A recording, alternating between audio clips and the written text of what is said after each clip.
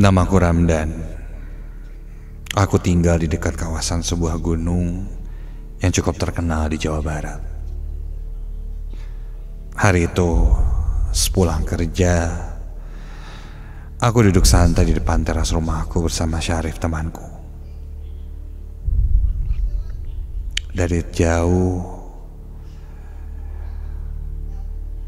sudah terlihat gunung yang kumaksud itu.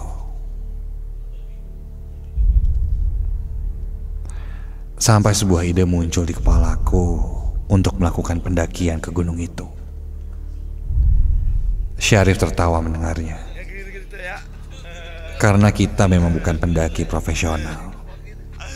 Ya, sekedar mengisi waktu luang saja pikirku. Syarif pun akhirnya setuju dan kita pun merencanakan keberangkatan.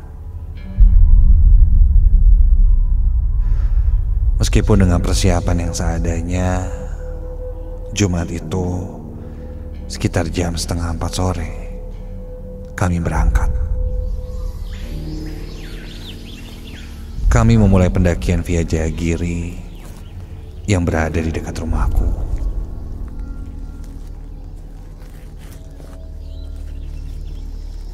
Singkat cerita, selama perjalanan, aku dan Syarif tidak menemukan kendala apapun. Semua berjalan lancar. Namun memang, jika mendaki di gunung itu, tidak ada pos-pos pendakian. Sekitar 1 jam kurang lebih kita sudah berjalan. Kami tiba di sebuah tempat yang namanya Bangunan Kuda. Di sana terdapat perempatan. Jika ke kiri, ke arah Leuweung Kunti, ke kanan ke arah Cikole dan lurus menuju puncak. Leuweung Kunti mungkin satu daerah yang pernah kamu dengar. Katanya, memang itu yang paling horor di jalur pendakian via Jayagiri ini. Namanya saja sudah Leuweung Kunti atau hutannya kuntilanak.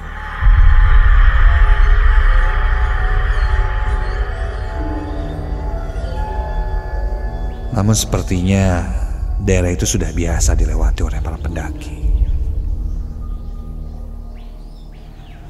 Kami pun terus mendaki hingga tibalah di sebuah warung untuk istirahat sejenak. Warung itu satu-satunya yang berada di tengah hutan.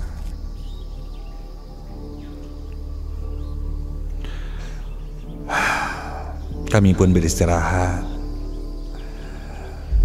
membeli air minum dan lain sebagainya. Dan aku pun ikut ke kamar mandi. Posisi kamar mandinya berada menjorok di bawah. Jadi aku harus turun ke bawah.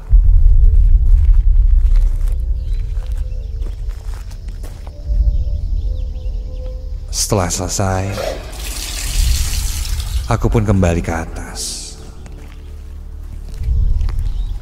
Dan ketika akan kembali lagi ke atas, langkahku terhenti sejenak ketika sepintas dari kejauhan aku melihat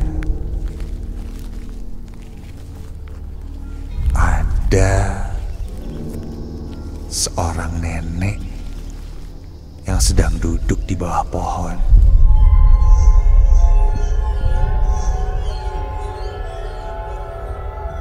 Wajahnya terlihat tua dan memakai kebaya dan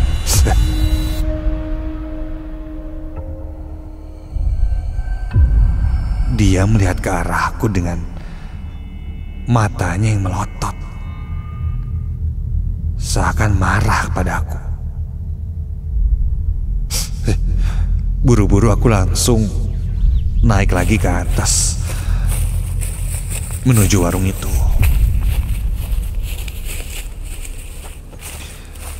Entah siapa nenek itu. Mungkin saja warga sekitar, pikirku. Sampai di atas, Syarif temanku sedang bersantai.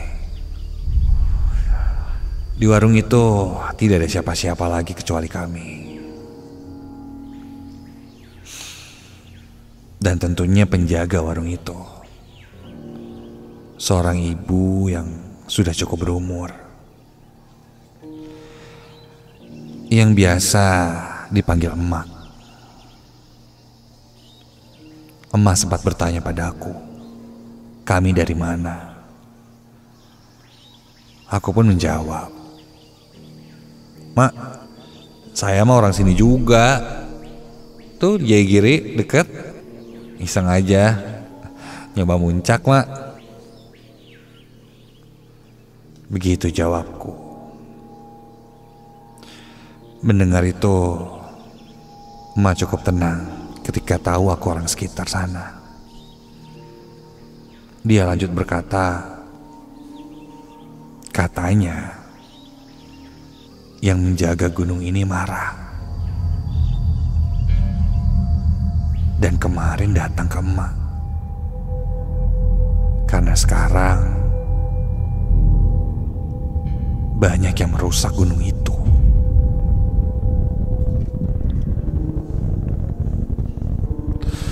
Dan dia pun menitip pesan untuk saling menjaga, terutama alam di sekitar ini. Dan menambahkan, hati-hati katanya, kalau di atas diganggu Nyai. Nyai.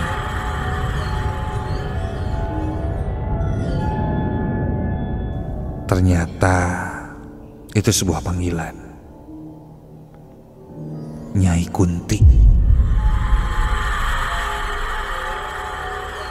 Sosok penunggunya. Begitu katanya.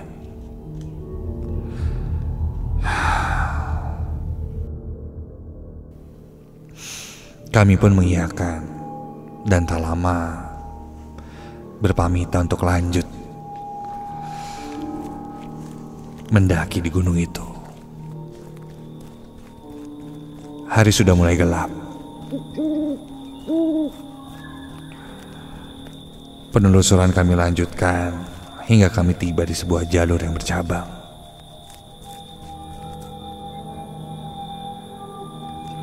Kami mengambil jalan yang lurus.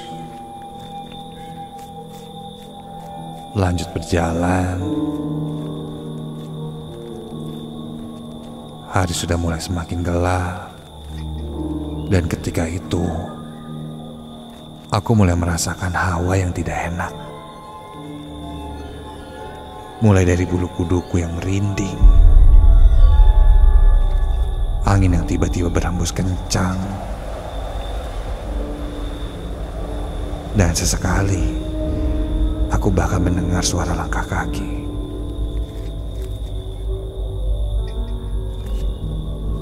Yang seakan mengikuti kami. Kami tetap berpikir positif. Mungkin ada pendaki lain, atau hanya suara binatang yang sedang jalan. Malam pun tiba. Suasana semakin gelap. Kami pun menyalakan headlamp untuk penerangan selagi berjalan. Ketika itu aku yang paling depan, mencoba memimpin jalan, dan Syarif ada di belakangku.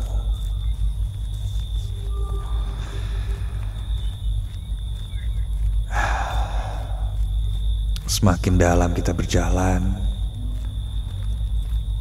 hingga satu waktu, entah kenapa, pandanganku ini seakan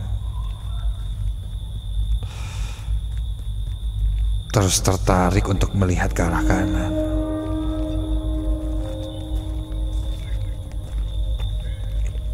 Hingga tak sengaja aku menengok ke arah sebelah kanan. Dan aku langsung membuang mukaku. karena tak sengaja kulihat ada seseorang yang berdiri di bawah sebuah pohon besar. Namun jelas itu bukan pendaki. Aku mempercepat langkahku. Sosok itu memakai pakaian serba putih, berdiri, kepalanya menunduk seakan memandang ke bawah, dengan rambut panjang hitam. Ya, terlihat sangat menakutkan. Aku pun bilang pada Syarif,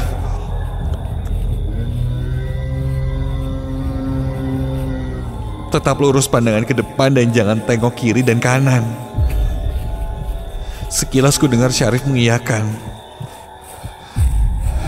Di situ aku tetap melanjutkan perjalanan sampai tak jauh dari sana. Syarif menepukku dari belakang. Iya, dia menepuk-nepuk pundakku. Refleks aku menengok. Dan kenapa, Rif? Loh,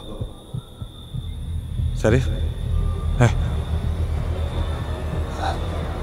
Nggak ada. Di belakangku tidak ada siapa-siapa. Syarif? Dari kejauhan, sekitar berjarak 10 meter di belakangku, kulihat lampu senter headlamp yang menyala. Itu Syarif, namun masih jauh dariku. Iya. Lalu yang menepukku tadi siapa? Bulu kuduku berdiri merinding seketika. Tiba-tiba saja, samar kini terdengar suara alunan musik. Suara musik tradisional yang terdengar semakin lama seakan semakin mendekat dan terdengar jelas. Syarif! Syarif! Aku langsung berlari menuju Syarif yang ada di belakangku.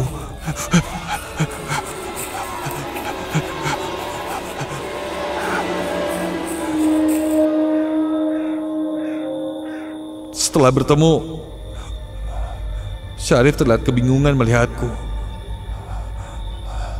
Aku pun meminta untuk break sejenak. Selain untuk istirahat, kami pun ingin memastikan lagi jalur yang kami tempuh ini benar.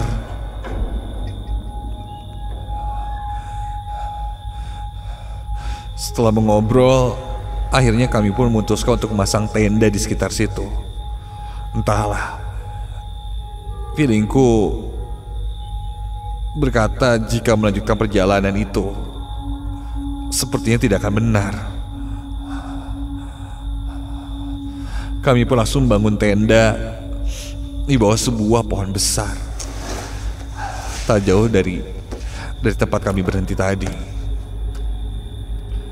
Selesai pasang tenda, kami mulai menenangkan diri. Kami memasak serta memakan perbekalan kami sambil berbincang tentang ini itu, untuk melupakan segala kekhawatiran dan ketakutan yang ada. Namun memang ketika itu Syarif terlihat biasa saja. Itu yang akhirnya membuatku tenang. Tak terasa waktu sudah menunjukkan jam 10 malam. Syarif kulihat sudah di posisi tidurnya di dalam tenda. Tak perlu waktu lama dia terlelap tidur.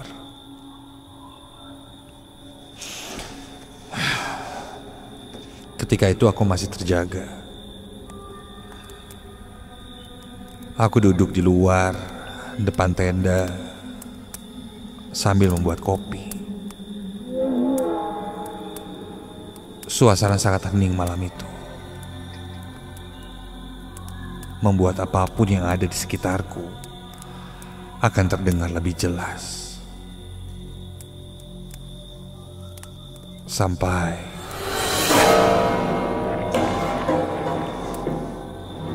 terdengar suara langkah kaki yang seakan-akan berjalan mendekat ke tenda kami.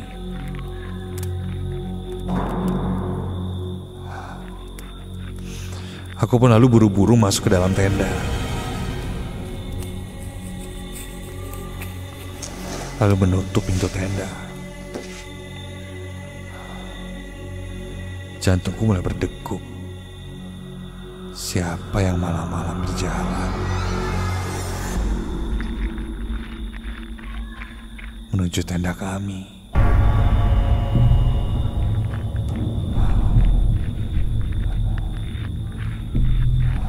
Ketika aku sudah di dalam tenda, sekarang aku mendengar suara orang sedang mengobrol.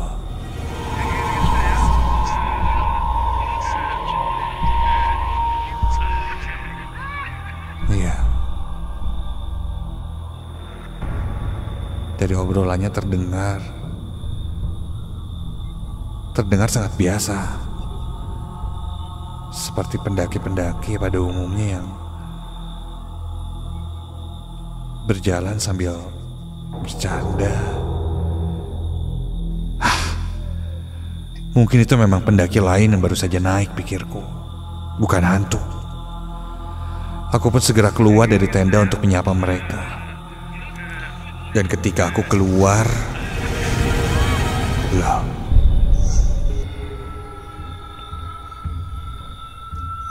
tidak ada siapa-siapa. Suara-suara itu pun mendadak hilang. Aku melihat ke sekitar tenda. Mataku menyisir ke setiap sudut di sekitar tendaku. Suasana gelap. Tidak ada pendaki lain. Suara obrolan hilang. Langkah kaki hilang. Aneh. Sampai astaga, terdengar jelas suara tertawa seorang perempuan. Sangat mengagetkanku. Suaranya berasal dari atas kepalaku. Dan ketika aku lihat ke atas, Tuhan, jelas terlihat sosok perempuan dengan rambut hitam panjang berbaju putih sedang duduk di batang pohon dan tertawa cekikikan. Wajahnya putih pucat, matanya melotot tajam melihat ke arahku sambil tersenyum menyeringai. Kuntilanak!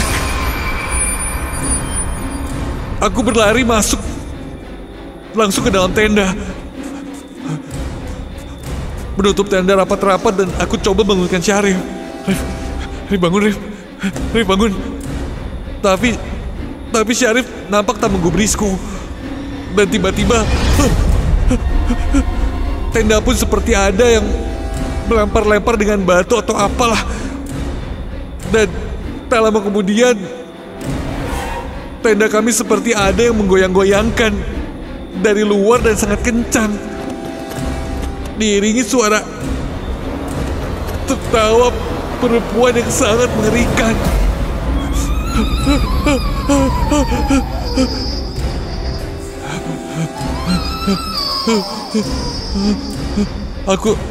Aku meringkuk dan terus membaca doa yang kubisa.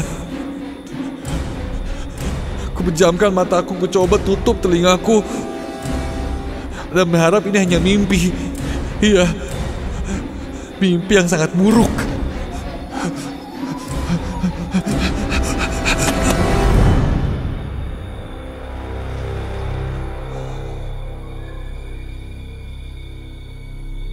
Entah bagaimana, aku pun seakan terlelap ketika itu.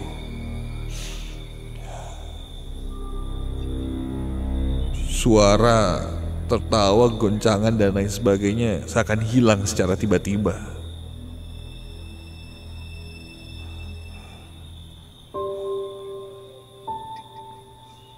Hingga aku pun mulai tersadar lagi ketika aku mendengar suara seorang lelaki di depan tenda kami.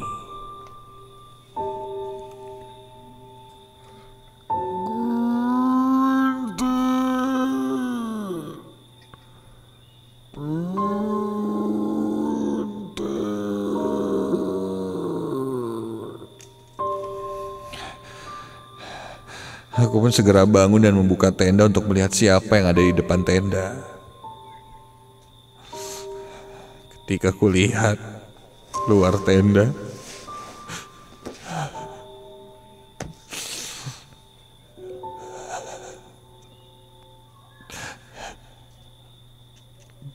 tidak ada orang sama sekali.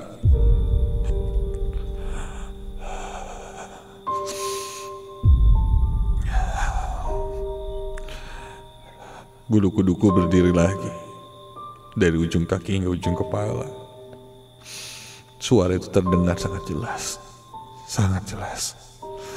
Kulihat ketika itu sudah jam 5 pagi. Aku lalu bangunkan Syarif untuk berkemas.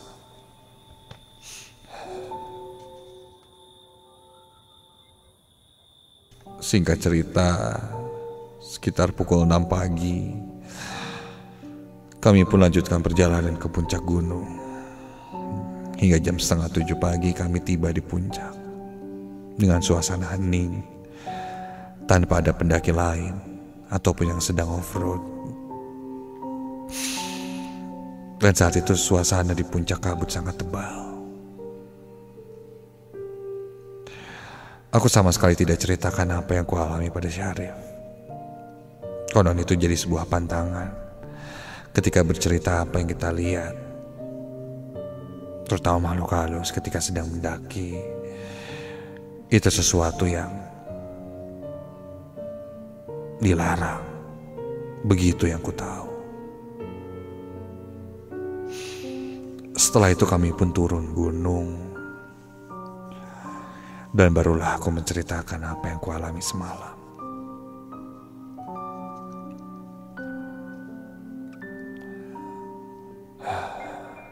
Ternyata Syarif pun bilang dia juga merasakannya. Namun dia juga tidak bercerita apa yang dia lihat. Yang pasti sosok yang dilihat ketika perjalanan selama pendakian itu mungkin sosok yang sama, Nyai Kunti.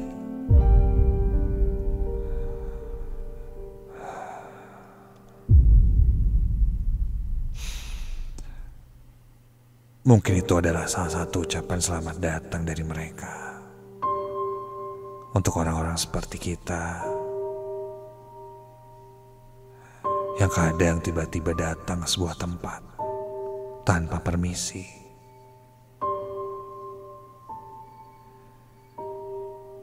Memang ketika itu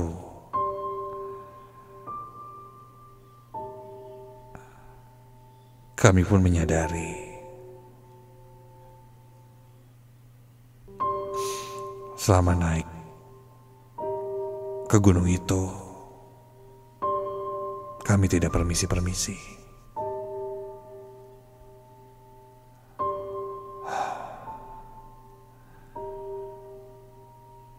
Mungkin kedatangan kami malam itu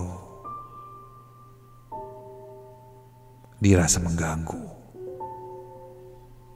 tempat yang mereka tinggali.